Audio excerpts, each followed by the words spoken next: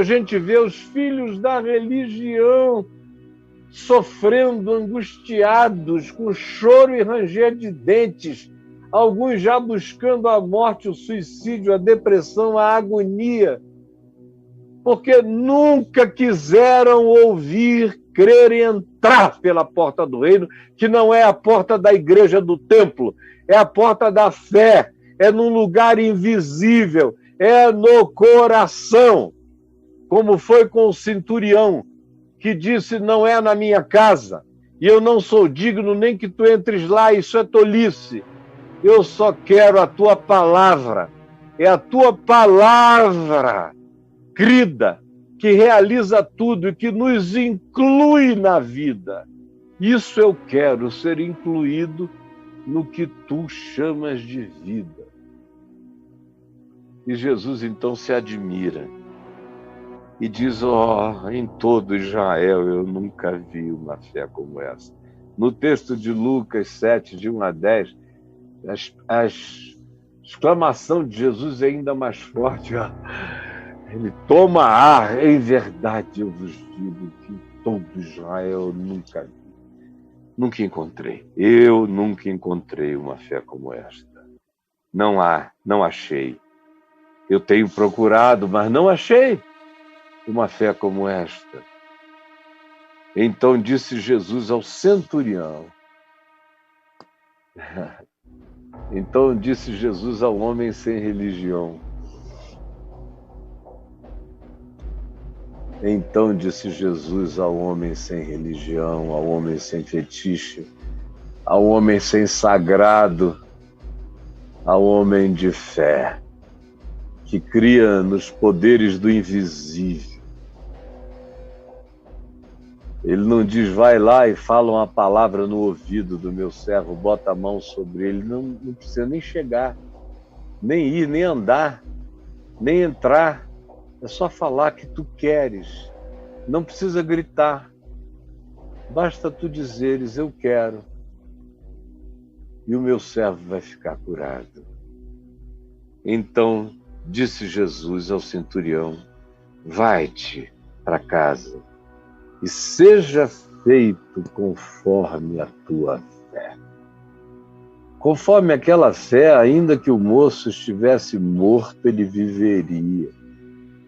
O moço estava todo enquirquilhado, todo atrofiado, quando o centurião chegou lá e entrou em casa.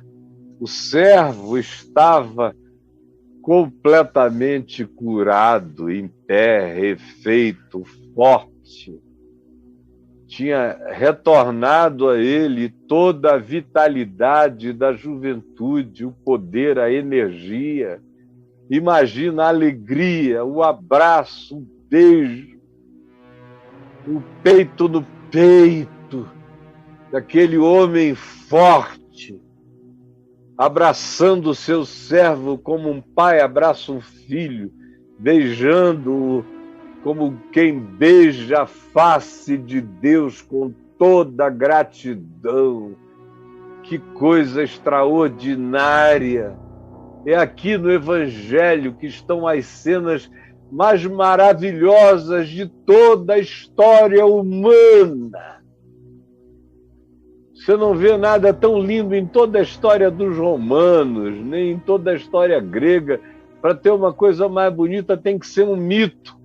Porque você não acha isso em lugar nenhum, em cultura nenhuma, em coisa alguma.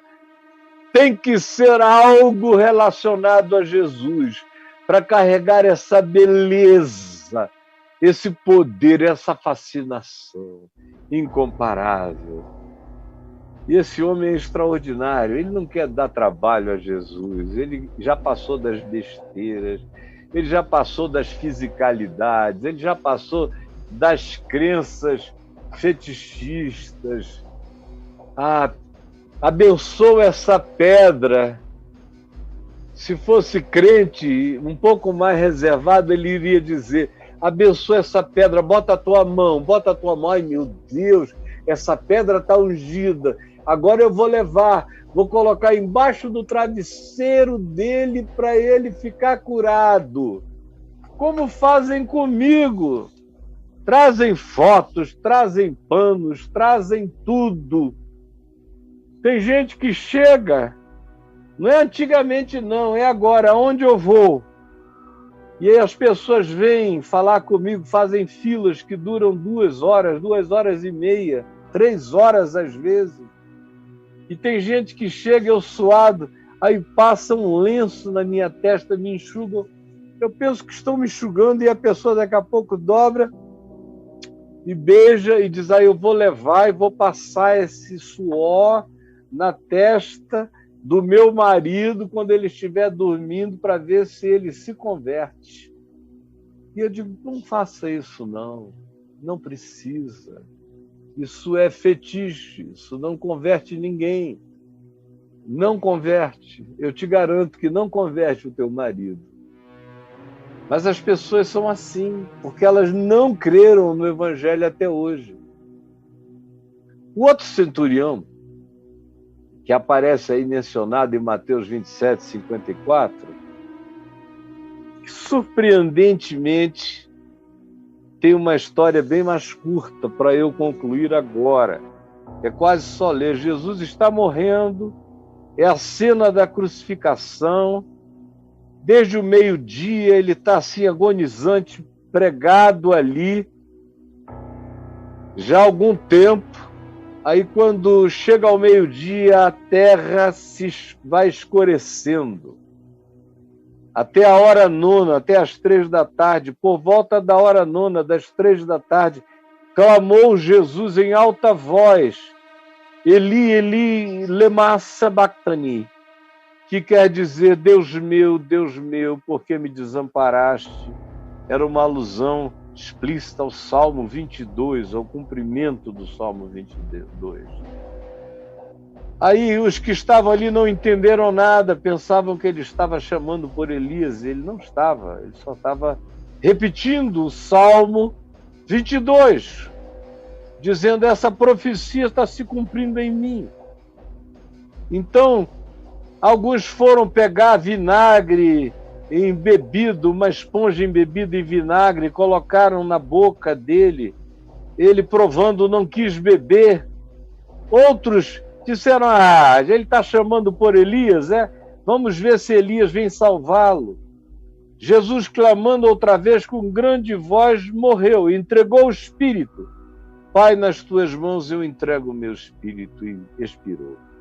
Então, eis que o véu do santuário, lá dentro de Jerusalém, que era um véu espesso, grosso, enorme, difícil de rasgar, talvez difícil de se cortar com a espada, de tão grosso que ele era, foi rasgado por mãos invisíveis de alto a baixo, enorme. Atrás do véu tinha o Santo dos Santos. Para quem entende a arquitetura do Templo de Jerusalém, aquilo era um símbolo mostrando que a separação entre Deus e os homens tinha sido rasgada pelas mãos divinas, de alto a baixo, que o caminho para o acesso a Deus estava garantido na cruz. O caminho de acesso a Deus está garantido na cruz. O véu foi rasgado de alto a baixo, porque o caminho de acesso a Deus está garantido na cruz. Rasgou-se o véu do santuário em 2 partes, de alto a baixo. Tremeu a terra, fenderam-se as rochas, abriram-se os sepulcros, e muitos corpos de santos que dormiam ressuscitaram e, saindo dos sepulcros depois da ressurreição de Jesus, entraram na cidade santa e apareceram a muitos. Aí vem onde eu quero chegar, no verso 54, preste atenção. Tinha um centurião ali. Não era o centurião da Galiléia, era outro centurião, era o centurião das forças de ocupação em Jerusalém. O centurião estava incumbido de guardar aquela crucificação que era a mais importante, em relação à qual ele já fora incumbido. Lá estava ele, cuidando para que tudo acontecesse conforme as ordens e os ritos e as liturgias da execução romana por crucificação. Lá estava ele.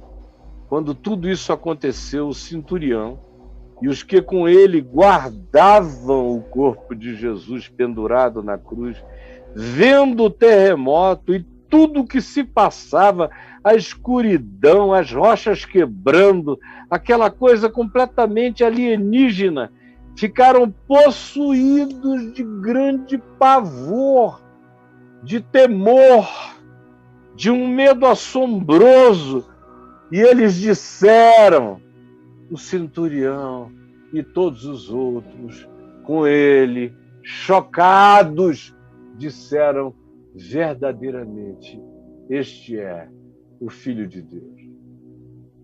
Outra vez, são os de fora que recebem a revelação primeiro.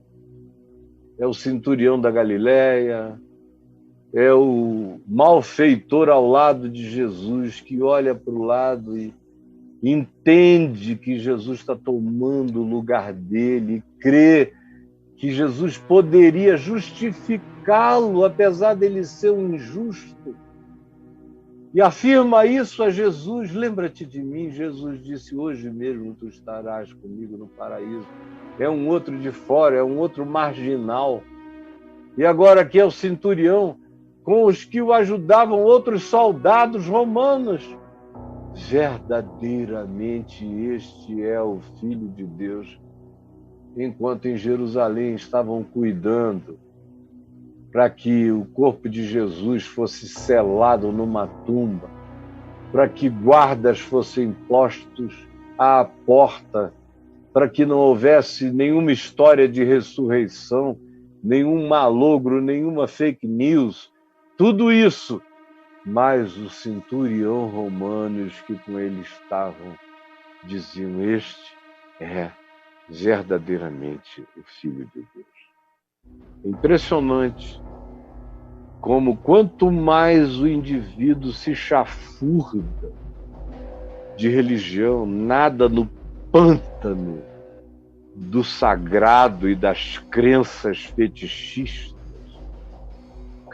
fetichistas de todos os tipos. Tem gente que é um crucifixo, tem gente que é água benta, tem gente que é água fluidificada, tem gente que é a rosa ungida, tem gente que é a Bíblia Sagrada. A Bíblia Sagrada. Não vou nem pegar a minha, que ela não merece ser maltratada. A Bíblia Sagrada é o meu fetiche, Senhor. Eu não digo isso para Deus, mas eu abro no Salmo 91 para expulsar demônios lá em casa. A Bíblia Sagrada. Glória a Deus. Ou então, é um pastor ungido, você assim considera. Ou então, é um culto de poder. Ou como tem gente que vem para mim e diz, não, quando eu subo a montanha e eu oro lá, Deus me ouve sempre. Eu digo, mas por que precisa subir a montanha? Jesus disse, entre no seu quarto e fale com seu pai. Não, é porque entrar no quarto é pouco demais. Eu gosto de suar, fazer um esforço até chegar lá no topo, resfolegante. Aí Deus vê o meu sacrifício, eu falo, eu acho que ele me ouve melhor lá de cima. Tudo isso é coisa que o centurião não faria. É coisa que nenhum pagão faria. Isso é coisa de gente da religião, que vai ficando boba de religião, de crenças. O centurião está para além disso. Ele já está adorando a Deus em espírito e em verdade. Não está preso a lugares, nem a templos, nem a shrines sagradas, nem a águas bentas, nem a imposição de mãos de Jesus. Ele crê que nem isso precisava, bastava uma palavra. E ele cria, e aquela palavra era energizadora de tudo, era a autoridade que realizaria qualquer desejo divino. E ele pedia que o desejo de Jesus fosse igual ao dele, que Jesus curasse o servo a quem ele amava. Aí a gente está separando os meninos dos homens, né, gente? Esses centuriões trazem lições extraordinárias. Todos os pagãos do Novo Testamento trazem lições maravilhosas. As maiores manifestações de fé e de revelação de Deus aconteceram aos pagãos que estavam fora das fronteiras da religião. Foi por isso que, quando eu fui escrever a minha tese para ser ordenado ministro presbiteriano com 20 anos para 21 anos de idade, eu tinha 20 quando fui ordenado. E a tese foi essa. Eu fui listando todas essas ações da relação de Deus com o pessoal que estava fora da religião. E chocado, fui verificando que as maiores manifestações de fé e as maiores respostas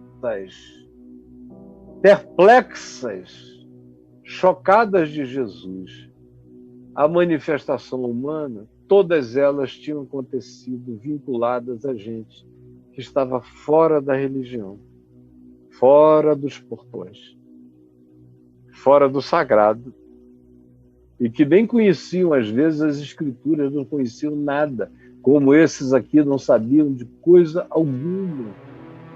Mas tinham olhado e tinham crido e tinham visto, e não tinham precisado de catequese para crer.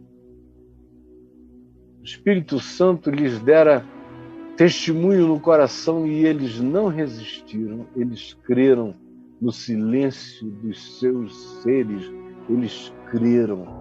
Eles foram esmagados pelas evidências do amor de Deus e creram e confessaram e fizeram a boa confissão, não apenas com a boca, mas porque creram com o coração e porque manifestaram com as ações e obras das suas decisões, com os frutos das suas confissões. Com os frutos das suas confissões. Eles manifestaram o que criam pelos frutos das suas confissões. Você entendeu? Eu só estou trazendo o Evangelho de volta para ver se a gente, na simplicidade, aprende a crer, aprende a adorar a Deus em espírito, a crer em Deus em espírito, e a tirar todos esses babilaques, esses souvenirs, tudo isso de cima da gente, todo esse fetiche religioso, todos esses vibradores religiosos, tudo isso de cima da gente. E apenas crermos em espírito e em verdade, que Ele é a autoridade suprema, que a palavra dele é verdade. Senhor Jesus, eu peço agora que essa palavra realize hoje aquilo que ela realizou na vida de todo aquele que creu,